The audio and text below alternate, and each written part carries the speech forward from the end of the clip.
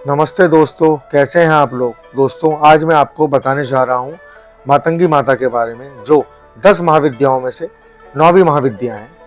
मातंगी माता का मंदिर गुजरात के मोढेरा गांव में स्थित है, जिन्हें मोढेश्वरी देवी के नाम से भी जाना जाता है। दोस्तों, मेरी वीडियो में अंत तक बने रहिए और अगर आपको मेरी वीडियो अच्छी लगे तो प्लीज़ उसे लाइक, शेयर और सब्सक्राइब ज़रूर करिए। 10 महाविद्याओं में से 9वीं महाविद्या देवी मातंगी ही है। मातंगी देवी को प्रकृति की स्वामिनी देवी बताया गया है। माता मातंगी के कुछ प्रसिद्ध नाम इस प्रकार से हैं: सुमुखी, लघु श्यामा या श्यामला, राज मातंगी, कर्ण मातंगी, चंड मातंगी, अन्य आदि।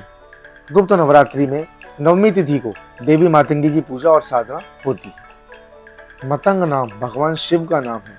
इनकी शक्ति मातंगी है। देवी मातंगी गहरे नीले रंग की है। देवी मातंगी मस्तक पर अर्ध चंद्र धारण करती हैं और माँ के 3 ओजपूर्ण नेत्र हैं। माता रत्नों से जड़े सिंहासन पर आसीन है। देवी मातंगी के एक हाथ में गुंजा के बीजों की माला है, तो दाएं हाथों में वीणा तथा कपाल है तथा बाएं हाथों में खड़ग है। देवी मातंगी अभय मुद्रा में है। देवी मातंगी के संग तोता भी है, जो वाणी और वाचन का प्रतीक माना जाता है। 4 भुजाओं में इन्होंने कपाल, जिनके ऊपर तोता बैठा है, वीणा, खड़ग, वेद धारण किया हुआ है। माँ मातंगी तांत्रिकों की सरस्वती है। मान्यता के अनुसार यह बताया जाता है कि चांडाल महिलाओं ने देवी पार्वती की पूजा आराधना करने उन्हें अपना ही झूठन का भोग लगा दिया, तो देवगण और शिवगण नाराज हो गए।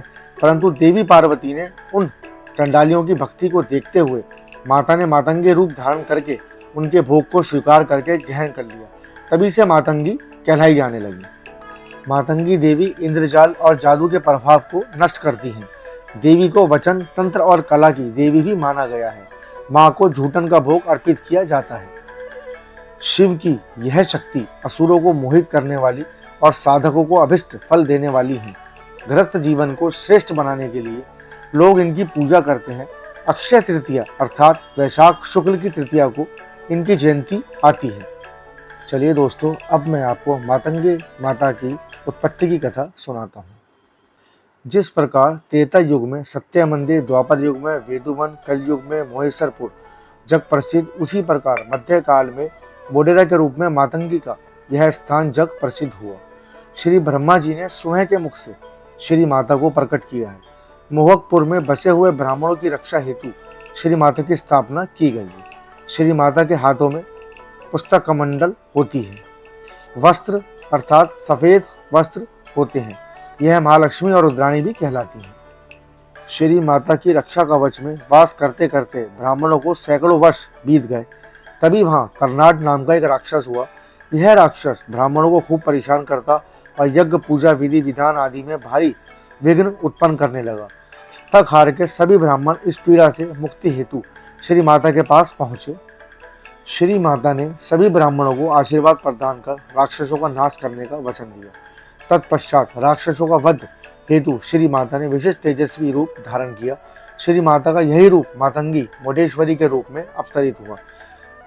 मातंगी माता लाल रंग के वस्त्र धारण करती हैं, सिंह की सवारी करती हैं, लाल होठ वाली व अत्यंत स्वरूपवादी होती हैं।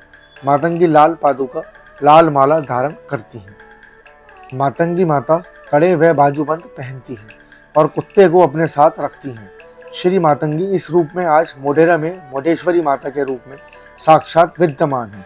माता मातंगी के ऐसे स्वरूप को देख कर्नाट राक्षस मोहवश हुआ था और उसने मातंगी के समक्ष अघटित मांग रखी, परंतु देवी ने उसे ललकार कर युद्ध शुरू किया और अंत में कर्नाट राक्षस का वध हुआ। इस वध से प्रसन्न होकर विद्रोह और वाणिकों ने माता मातंगी की स्तुति करी। मातंगी ने कुटुंब के सभी मांगलिक कार्यों में मातंगी की स्तुति व पूजा करने की आज्ञा दी। विशेष रूप से माघ मास की कृष्णा तृतीया के दिन मातंगी की वट वृक्ष के नीचे पूजा करने का विशेष महत्व है। ऐसी मान्यता है कि मातंगी देवी एकमात्र ऐसी देवी है जिनके लिए कोई व्रत नहीं किया जाता। यह देवी केवल मन और वचन से ही तृप्त हो जाती है। चलिए दोस्तों, अब मैं आपको यह बताऊंगा कि माता को झूठा भोग ही क्यों लगता है। वो कथा अब मैं आपको सुनाने जा रहा हूँ। एक बार भगवान विष्णु और लक्ष्मी जी भगवान शिव और माँ पार्वती से मिलने कैलाश पहुँचे।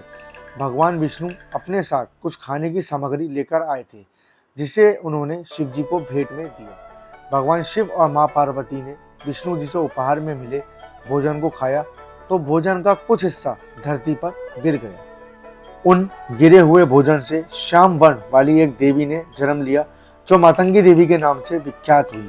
यही वजह है कि माँ मातंगी को झूठन का भोग लगाया जाता है। दोस्तों, देवी मातंगी हनुमान जी और शबरी के गुरु मतंग ऋषि की पुत्री थी। मतंग ऋषि के यहाँ माता दुर्गा के आशीर्वाद से जिस कन्या का जन्म हुआ था वह मातंगी देवी ही थी। यह देवी भारत के आदिवासियों की देवी है। 10 महाविद्याओं में से एक तारा और मातंग देवी की आराधना बौद्ध धर्म में भी की जाती है। कहा जाता है जो भी व्यक्ति मातंगी देवी की पूजा करता है और मातंगी देवी के दर्शन करता है, उसकी सब मनोकामनाएं पूर्ण होती हैं और उसके घर में हमेशा खुशियां बनी रहती हैं। दोस्तों, ग्रंथों में ये साफ साफ शब्दों में लिखा गया है कि मातंगी देवी की पूजा तभी फलदायी होती है जब भक्त महिलाओं को देवी के रूप में सम्मान देता है और उनकी आलोचना नहीं करता। दोस्तों, अगर आपको मेरी वीडियो अच्छी लगे तो प्लीज़ उसे लाइक, शेयर और सब्सक्राइब ज़रूर करें। जल्दी मिलते हैं अगली वीडियो में।